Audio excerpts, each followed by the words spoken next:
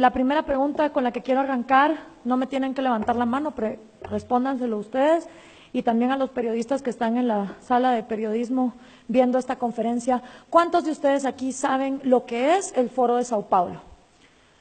No tienen que levantarme la mano, pero respóndanselo ustedes. Gustavo nos acaba de enseñar muchos de los síntomas de lo que ocurrió en Venezuela. Ahora yo les voy a explicar de dónde viene esto, porque no surgen estas cosas por casualidad, ¿sí? No es de que de la nada está pasando todo esto. Todo esto es una estrategia muy bien armada que se va pensando por décadas y por eso es imperativo saber lo que es el Foro de Sao Paulo.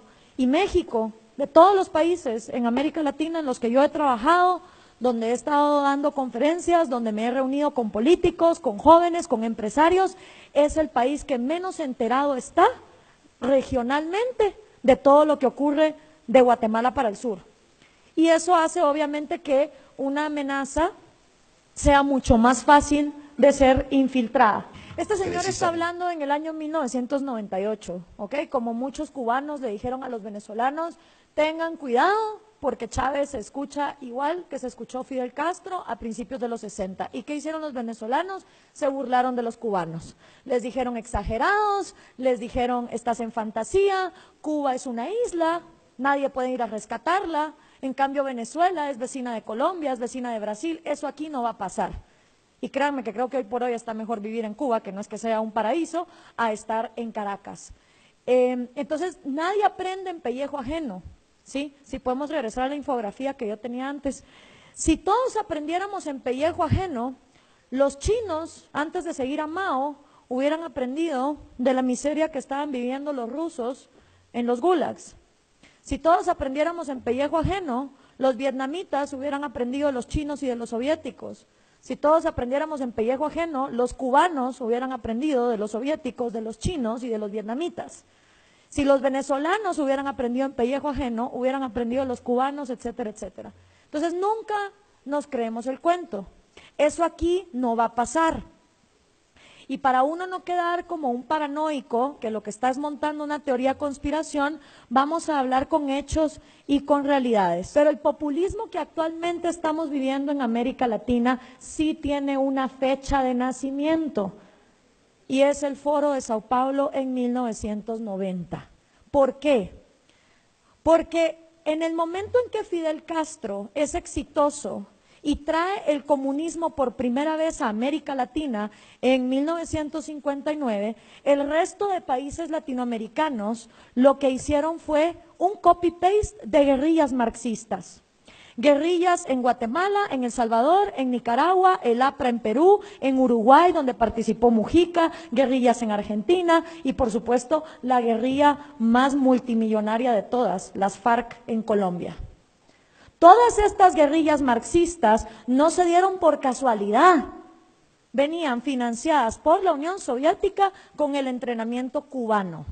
Pero pasa algo en 1990, resulta que se cae el muro de Berlín y la Unión Soviética se desploma y ya no hay mama soviet que pague dinero para las Kalashnikov, para los bombazos, para los secuestros, para todo lo que requiere un armamento guerrillero y enfrentarse contra el gobierno. Fidel Castro se empezó a dar cuenta que la Unión Soviética estaba colapsando desde 1987 y empieza entonces a ver cuál va a ser la estrategia para postergarse en el poder, porque Cuba es una isla que necesita recursos que vengan de afuera.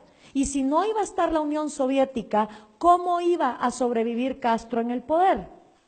Entonces, busca a un joven marxista, sindicalista, apuesto, carismático, súper querido, de una de las naciones más millonarias de América Latina, Lula da Silva, en Brasil.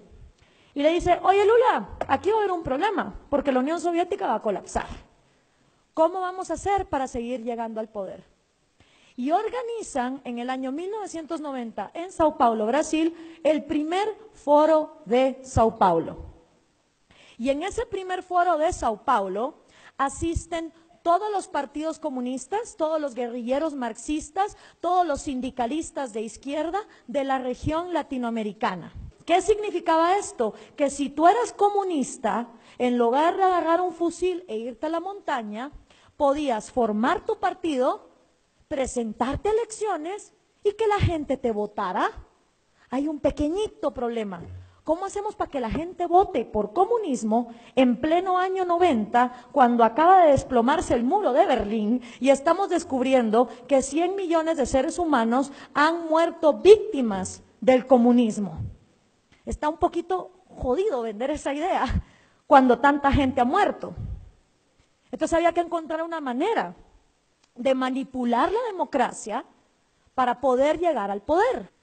Aquí la lucha no es violenta, no se trata de andar matando gente, ni de irse al monte en una guerrilla. Aquí de lo que se trata es de hegemonía cultural, o sea, lavar cabezas. Lo que tienen que hacer los comunistas es lavar cerebros. ¿Lavarlos dónde? En el cine, en el teatro, en la música, en la escuela, en la iglesia, en la casa, en la familia, en las conversaciones, en las tertulias, en los clubes de lectura, en lo que se lee. Y esa hegemonía cultural gramsciana es la que agarra el Foro de Sao Paulo en 1990 para manipular la democracia. Y ahí es donde el populismo, es decir, hablar de cosas gratis, cuando gratis no hay nada en esta vida, alguien lo tiene que producir, hasta el día que no se empiecen a crecer hospitales en los árboles, ¿sí?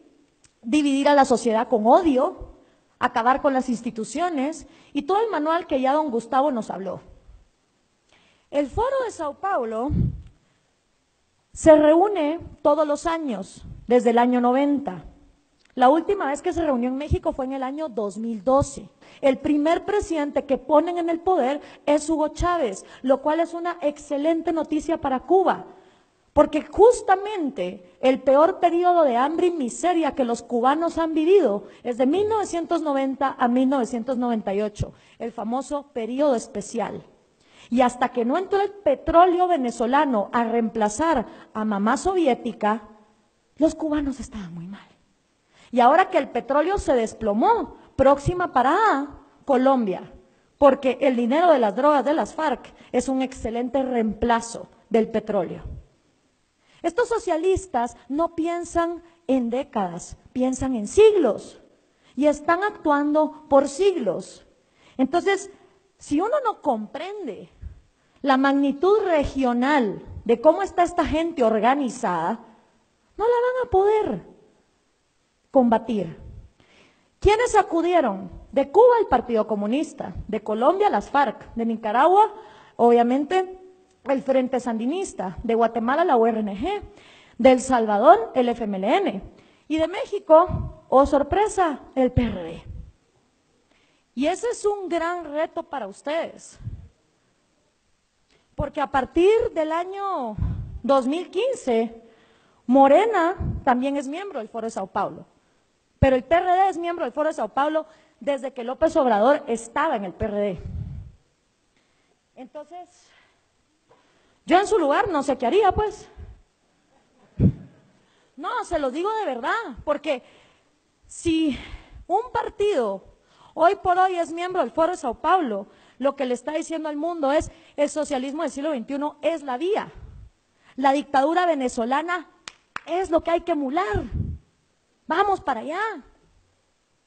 Un partido que hoy sea miembro de este foro está dándole aplausos y espaldarazos al genocidio que está ocurriendo en Venezuela. Y si ustedes salen a decir, Morena es miembro del Foro de Sao Paulo, ¿qué van a hacer cuando les digan y el PRD también? Por eso es importante entender, si vamos a ser congruentes, como se dijo aquí antes, y si no van a llevar el populismo destructivo al poder, ver qué se hace con esto.